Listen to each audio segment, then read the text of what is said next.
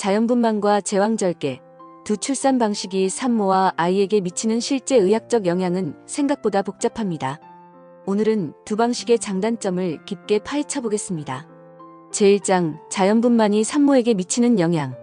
자연분만의 가장 큰 특징은 회복 속도입니다. 복부 절개가 없기 때문에 입원 기간이 짧고 보통 2-3일이면 퇴원이 가능하죠. 대부분 일상 복귀도 빠릅니다.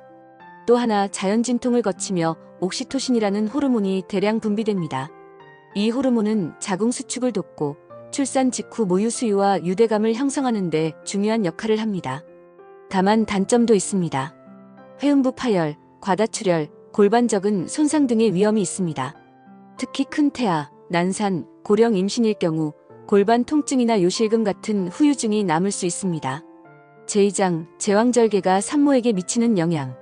제왕절개는 의학적으로 반드시 필요한 상황에서 생명을 구하는 수단입니다. 예를 들어 태아가 거꾸로 있는 여가, 전치태반, 자궁파열 위험, 쌍둥이 등에서는 자연분만이 오히려 위험하기 때문에 수술이 권장됩니다. 하지만 수술인 만큼 위험 요소도 명확합니다. 복부와 자궁을 절개하기 때문에 감염, 출혈, 혈전, 마취 부작용의 가능성이 있습니다. 회복 기간도 평균 5에서 7일 이상으로 더 길며 통증도 오래갑니다.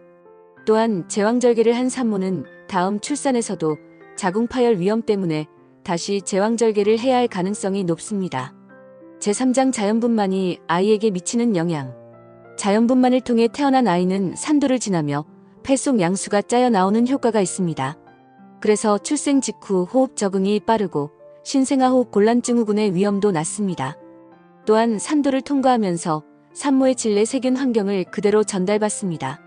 이것이 면역체계 발달에 긍정적으로 작용한다는 연구가 진행되고 있습니다.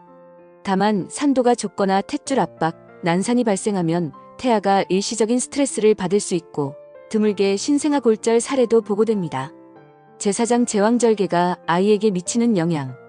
제왕절개로 태어난 아이는 자연분만과 달리 산도를 통과하지 않기 때문에 폐속 양수가 충분히 배출되지 않을 수 있습니다. 그래서 일시적 호흡곤란이나 가속호흡이 더 흔하게 나타납니다. 또 하나의 차이는 미생물 노출입니다. 질을 지나지 않기 때문에 산모의 질내 세균이 아니라 피부나 병원 환경의 세균을 먼저 접하게 됩니다.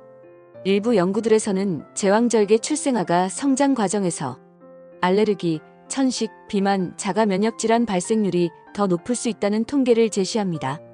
다만 이것은 가능성이지 모든 경우가 해당된다는 뜻은 아닙니다. 제5장, 산후 회복의 차이. 먼저 자연분만은 보통 2에서 6주 내 회복되며 모유 수유 시작이 빠릅니다. 그리고 움직임이 상대적으로 자유롭지만 회음부 회복 기간 동안 앉아있는 활동에 제약이 있어 육아 시 어려움이 있을 수 있습니다. 제왕절개는 회복까지 6에서 12주 이상 걸리며 피부 절개 부위의 통증과 흉터 관리가 필요합니다. 또한 일시적으로 모유 수유가 어려울 수 있으며 혈전 예방을 위해 출산 후 일찍 걷기를 권장하지만 통증으로 인해 어려움을 겪을 수 있습니다.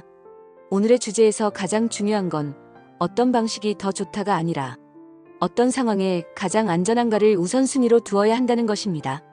자연분만이 가능하지만 불필요하게 제왕절개를 선택할 경우 산모와 아이 모두 불필요한 수술 리스크를 감수하게 됩니다.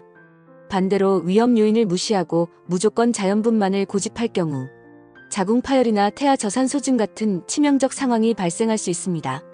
다음 영상은 사춘기가 오는 결정적인 이유 주제로 찾아뵙겠습니다. 야무진 구독, 좋아요, 알림 설정으로 빠르게 만나보아요.